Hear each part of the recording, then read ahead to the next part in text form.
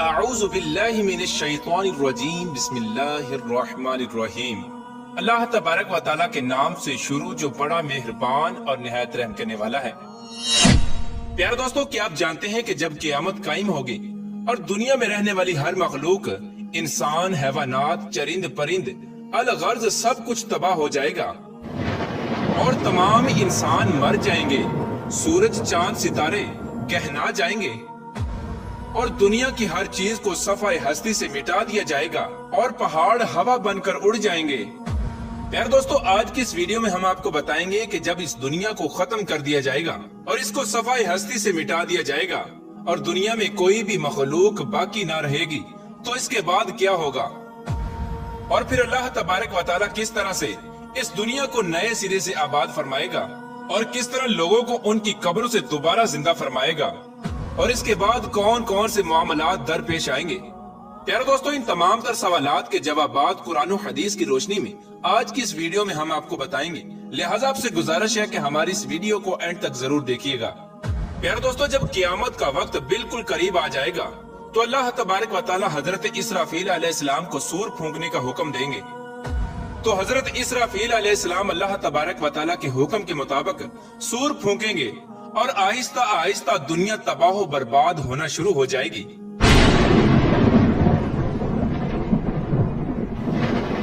اور روئے زمین پر بسنے والی ہر مخلوق، انسان، جنات، چرند پرند، الغرض کوئی بھی چیز ایسی باقی نہ ہوگی جو زندہ ہو۔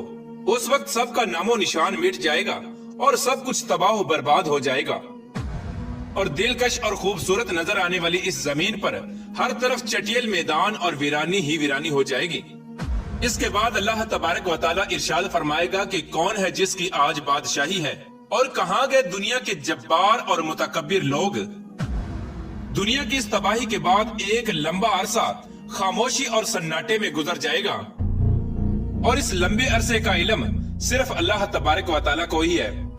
پھر جب اللہ تبارک و تعالیٰ چاہے گا تو نئے سرے سے زمین و آسمان اور فرشتوں کو پیدا کرے گا۔ انسانوں کو دوبارہ زندہ کرنے کے لیے اللہ تبارک و تعالیٰ آسمان سے بارش نازل فرمائے گا، جس کے نتیجے میں ہر انسان کی ریڑھ کی ہڈی سے پورا انسانی ڈھانچہ تیار ہو جائے گا، اور اس ڈھانچے پر اللہ تبارک و تعالیٰ کے حکم سے گوشت پوشت چڑھ جائے گا۔ پیارے دوستو، اس طرح جب تمام انسان دوبارہ زندہ ہو جائیں گے تو اللہ تبارک و تعالیٰ حضرت اسرافیل علیہ السلام کو دوبارہ سور پھونکنے کا حکم دے گا۔ اس وقت تمام انسان ننگے پاؤں، ننگے بدن اور بے ختنہ اٹھ کھڑے ہوں گے، جس طرح ماں کے پیٹ سے پیدا ہوئے تھے، اور اس دن اللہ تبارک و تعالیٰ کا یہ فرمان پورا ہوگا جس طرح کہ اللہ تبارک و تعالیٰ قرآن پاک میں ارشاد فرماتا ہے، اور تم لوگ فردن فردن ہمارے پاس حاضر ہوگے جس طرح ہم نے تمہیں پہلی مرتبہ پیدا کیا تھا۔ پیارے دوستو، سب سے پہلے اللہ تبارک و تعالیٰ کے پیارے حبیب حضرت محمد مصطفیٰ صلی اللہ تعالیٰ علیہ وآلہ وسلم اپنی قبر انور سے باہر تشریف لائیں گے۔ اس کے بعد حضرت عیسیٰ علیہ السلام اور دیگر انبیاء کرام اپنی قبر انور سے باہر تشریف لائیں گے، اور اس کے بعد شہداء کرام اور اللہ تبارک و تعالیٰ کے نیک بندے اور اہل ایمان اٹھیں گے۔ اس دن کافر، مشرک اور منافق لوگ اپنے اپنے اعمال کے مطابق اپنی قبروں سے زندہ اٹھیں گے۔ کوئی اندھا ہوگا تو کوئی بہرا ہوگا تو کوئی لنگڑا ہوگا، اور کسی کو چیونٹی کی شکل میں اٹھایا جائے گا، اور کوئی شخص اپنے اعمال کے مطابق سر کے بل اٹھے گا۔ اس دن کافر اس غیر متوقع زندگی کے مناظر دیکھ کر شدید خوف اور غم کے اندر مبتلا ہو جائیں گے، اور ان کی آنکھیں اس خوفناک منظر کو دیکھنے کے بعد پتھرا جائیں گی، اور ان کافروں کے دل کانپ رہے ہوں گے اور کلیجے منہ کو آ رہے ہوں گے۔ اس دن اتنا وحشتناک عالم ہوگا کہ کوئی غمسار اور مددگار نہ ہوگا، اور اس دن نہ ہی کوئی ایک دوسرے کو پوچھنے والا ہوگا، اور اہل ایمان بھی اپنے اعمال کے مطابق اپنی قبروں سے اٹھیں گے، اور اس دن شہداء کرام اپنے بہتے ہوئے تازہ خون کے ساتھ اٹھائے جائیں گے، اور جو شخص جس حالت میں فوت ہوگا وہ اسی حالت میں اپنی قبر سے اٹھے گا، یعنی جو گناہ کرتا ہوا مر گیا وہ اسی گناہ کی حالت میں اٹھے گا، اور جو شراب پیتا ہوا مرا وہ اسی طرح شراب پیتا ہوا اٹھے گا، اور جو زنا کرتا ہوا مرا وہ اسی طرح زنا کی حالت میں اٹھے گا۔ پیارے دوستو، اس طرح جب تمام مخلوق زندہ ہو جائے گی اور اپنی اپنی قبروں سے باہر نکل آئے گی، پھر اس کے بعد قبروں سے اٹھتے ہی ہر انسان پر 2 فرشتے مقرر کر دیے جائیں گے، اور وہ فرشتے تمام لوگوں کو میدان حشر میں پہنچا دیں گے۔ پیارے دوستوں، آپ کو بتاتے چلیں کہ میدان حشر ملک شام کے علاقے میں قائم ہوگا اور سبھی لوگوں کو اپنی اپنی قبروں سے اٹھ کر اس میدان میں جانا ہوگا، اور کفار میں سے جو لوگ اندھے اٹھیں گے وہ ٹھوکریں کھاتے گرتے پڑتے میدان حشر میں پہنچیں گے، اور جو لوگ چیونٹیوں کے جسم میں اٹھیں گے وہ لوگوں کے پاؤں تلے روندے جا رہے ہوں گے، اور جو لوگ سر کے بل اٹھائے جائیں گے وہ لوگ انتہائی ذلت اور رسوائی کے ساتھ میدان حشر میں پہنچیں گے، اور بعض کافروں پر آگ مسلط کر دی جائے گی جو ان کافروں کو ہانک کر میدان حشر کی طرف لے جائے گی، اور اہل ایمان بھی اپنے عقائد اور اعمال کے مطابق میدان حشر کی طرف رواں دواں ہوں گے۔ بعض اہل ایمان پیدل پہنچیں گے اور بعض اہل ایمان اونٹوں پر سوار ہو کر میدان محشر میں پہنچیں گے۔ کسی اونٹ پر ایک شخص ہوگا تو کسی اونٹ پر دو، حتیٰ کہ کسی اونٹ پر 10 آدمی بھی سوار ہوں گے۔ اس دن اللہ تبارک و تعالیٰ کی ساری مخلوق اس خوفناک عالم میں چپ چاپ ایک ہی منزل کی طرف رواں دواں ہوگی، اور وہ منزل مقام محشر ہوگا۔ اس دن کسی کو اونچا سانس لینے کی جرت تک نہ ہوگی۔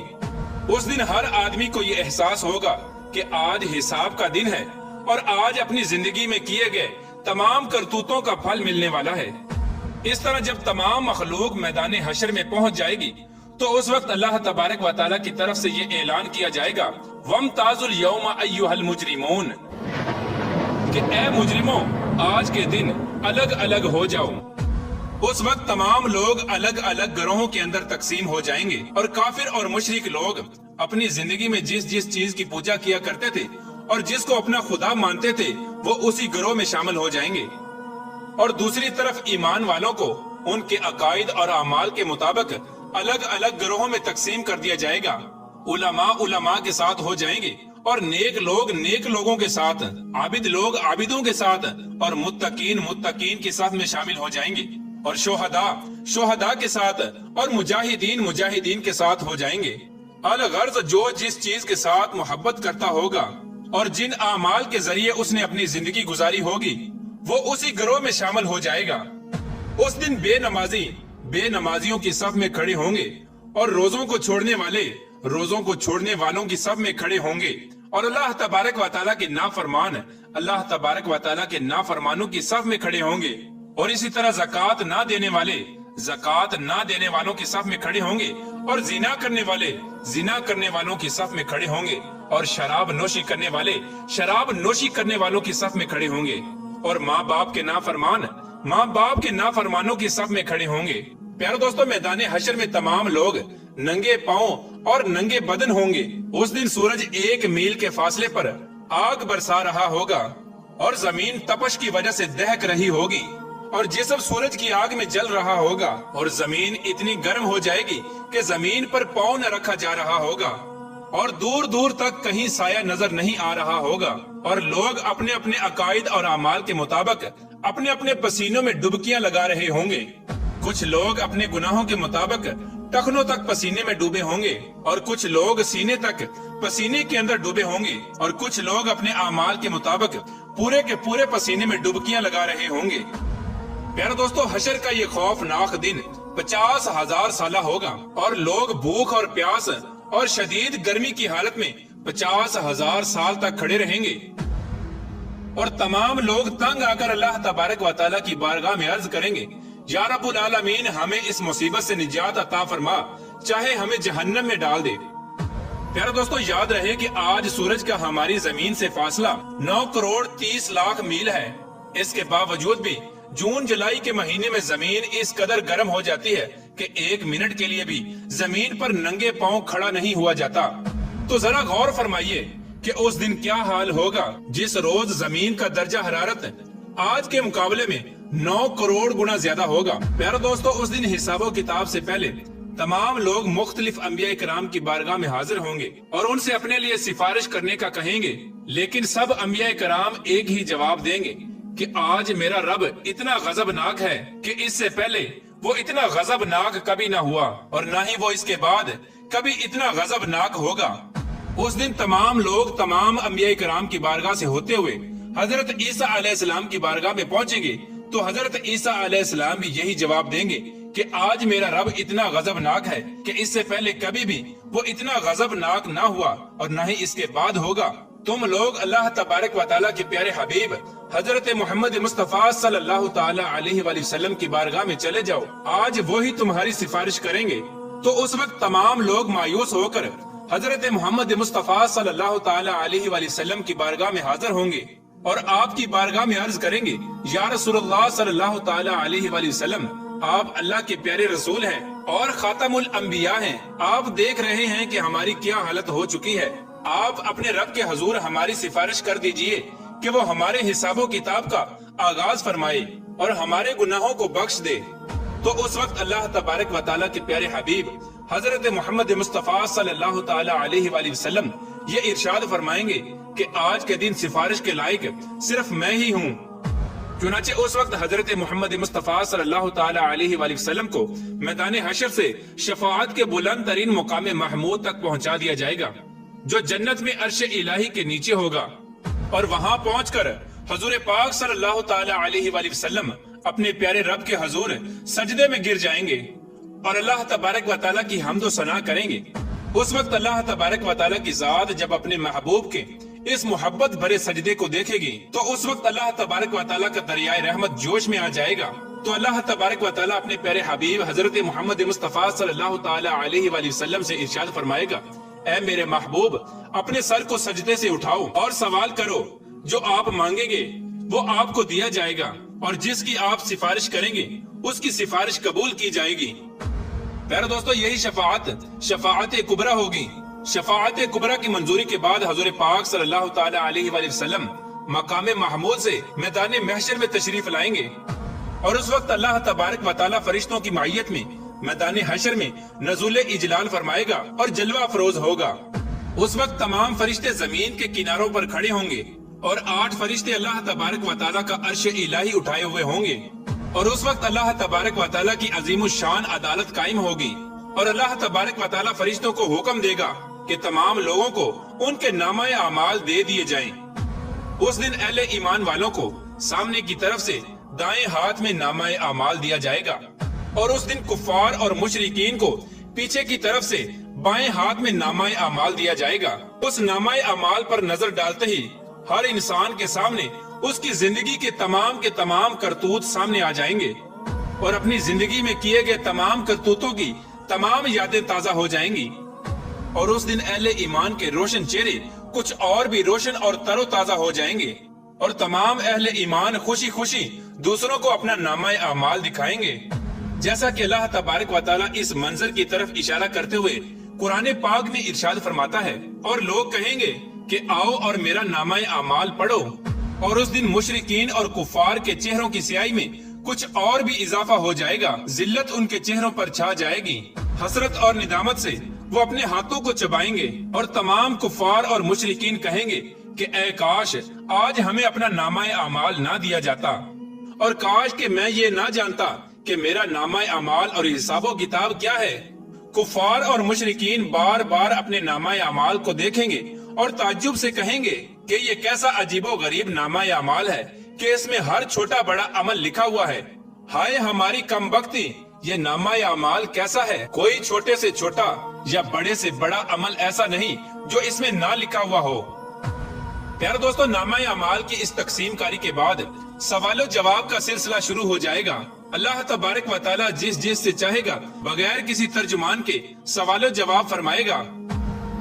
اس دن سب سے پہلے مشرکوں سے پوچھا جائے گا کہ تم لوگوں نے شرک کیوں کیا؟ اس دن مشرکین اللہ تبارک و تعالیٰ کے سامنے انکار کر دیں گے اور کہیں گے کہ ہم نے تو کبھی شرک نہیں کیا۔ تو اس وقت اللہ تبارک و تعالیٰ کرامن کاتبین کو گواہی کے لیے بلائے گا، تو اس وقت کرامن کاتبین ان مشرکوں کے شرک کی گواہی دیں گے،